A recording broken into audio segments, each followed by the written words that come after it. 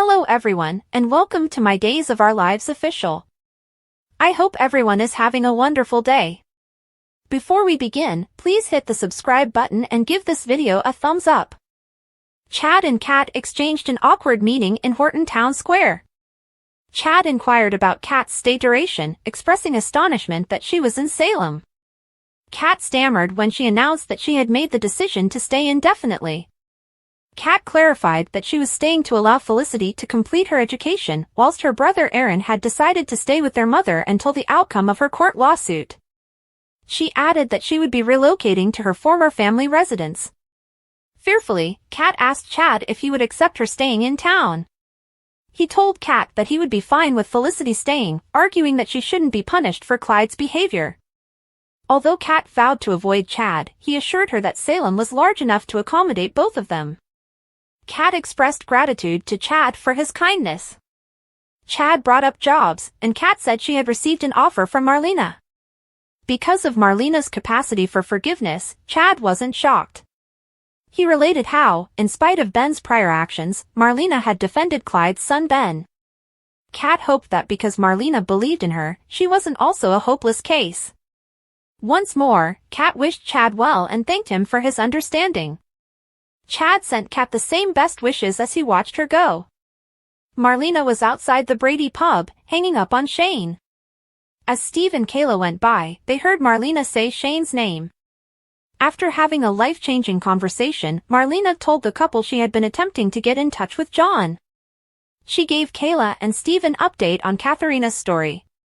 Although taken by surprise, the couple was thrilled that John had ended up being the story's protagonist. Admire Days, B&B, General Hospital, or other soap operas. Participate in the discussion on our SC boards. To interact with fans and start a conversation right away, click here. Steve and Marlena relocated their chat inside the tavern after Kayla left for work. They reprimanded one another for failing to maintain a good work-life balance. Marlena admitted to missing John a much. Given what Julie was going through, she knew she should be thankful. Steve reassured Marlena that her emotions were legitimate and offered consolation. Steve was amused when Marlena joked that he ought to become a therapist. She mentioned that she hadn't spoken to John since his Christmas gift arrived. Steve told her he didn't know anything about John's ISA assignment when she asked him for any information on his whereabouts. John was slipping further and further away, which frightened Marlena. Steve could relate to Marlena's emotions. He thought about all the times he and Kayla had been separated and contrasted it with her current circumstances. Steve assured Marlena that he always found a way to get back together with Kayla, and he was sure that Marlena and John would do the same. After thanking him for lending a sympathetic ear, Marlena walked away. Steve called Shane once she was gone. Sarah and Stephanie talked about the conflict between Xander and Philip at Kayla's workplace. Stephanie referred to the brothers' cooperation as a complete fiasco, and Sarah questioned its sustainability. Philip had no business being CEO, she implied. Stephanie's recent endorsement of Philip left Sarah perplexed. She was shocked when Stephanie revealed that the letter Philip had used to support his claim was a fake. Stephanie told Sarah what Philip had told her regarding Vivian's involvement in the forgery attempt. Stephanie blamed herself for her part in Philip's success and maintained that she would never have assisted him if she had known the truth. Sarah thanked Stephanie for being honest with her and reassured her that she had no animosity toward her. Although Stephanie acknowledged that she was initially unsure of what to do, she eventually came to the conclusion that Xander ought to be fully informed. Because she couldn't be with someone who would deceive her, Stephanie said that she and Philip were no longer together. Sarah said that she had previously had similar feelings for Xander, but she reaffirmed that he has now shown himself to be a good spouse and father. Sarah feared Xander's potential reprisal, and Stephanie pondered his reaction. To visit Xander, she went out. Stephanie remained behind and wished her mother could still be reached for her famously sage advice. Philip apologized and begged Stephanie not to tell anyone in his phone message, which Stephanie listened to. "It is too late," she sighed. At that moment, Kayla showed up and inquired about Stephanie's condition. When Stephanie disclosed that she had split from Philip, she was shocked. What had changed between them? Kayla inquired. Stephanie answered, "What's changed is that Philip hasn't changed." Stephanie only said that Philip had shown her the Kyriakis side of himself because she didn't want to get into specifics. Kayla thought that perhaps it was best that Philip had been honest with her before Stephanie became too close to him. Since all of her relationships had ended so badly, Stephanie wondered if she should give up on them for a while. Kayla encouraged Stephanie to keep looking for love. For the moment, Stephanie believed it would be best if she concentrated on her work.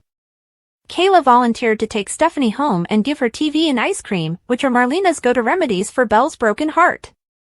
Stephanie followed through on the recommendation. Arm in arm, mother and daughter left the office. Philip hurriedly attempted to contact Stephanie at the Titan executive office to caution her against speaking about what she had heard. Kate came into the office and asked Philip and Stephanie what they were having for supper. With a sigh, Philip said that Stephanie probably wouldn't be joining him for dinner ever again. Kate chastised her son for his recklessness when Philip revealed how Stephanie had overheard his chat. She questioned whether Philip could keep his job at Titan and his relationship intact. Since Stephanie had been so upset with him, Philip wasn't sure he could save either. However, because he was unable to contact Stephanie, he was unable to be certain. Kate told her son to be proactive in preventing Stephanie and to cease moping. He argued that he was unable to find Stephanie. He feared that he would be a dead man if Xander found out about his deceit. Philip was urged by Kate to keep trying to convince Stephanie. Sarah interrupted them as she walked into the office. Philip greeted her too enthusiastically and began to explain that Xander was not present. "Stop the nonsense," Sarah said calmly. "Everything is known to me." Sarah asserted that she wanted Philip to explain the reasons behind his deception. Kate spoke for Philip before he could respond, blaming Vivian for everything. Kate argued that, similar to how Kristen and Gwen had taken advantage of Sarah, Vivian had taken advantage of Philip at a moment when he was most vulnerable. The parallel infuriated Sarah, who informed Kate that Philip had the option to decline Vivian. Sarah wouldn't have it when Kate brought up Xander's prior transgressions. Philip urged Sarah to think about what Xander could have done as a regular guy with regular resources after she referred to him as a victim. He told Sarah about Xander's plan to take over Demera Enterprises, which Philip had vetoed, and implied that he could control Xander's darkest impulses. After withdrawing his attacks on Xander, Philip begged Sarah to listen to him. He revealed that he had always wished to make Victor proud of him when she grudgingly complied. However, Philip consistently let his father down even after enlisting in the military. Thanks for watching. If you like this video, so please don't forget to subscribe my channel and don't miss any update.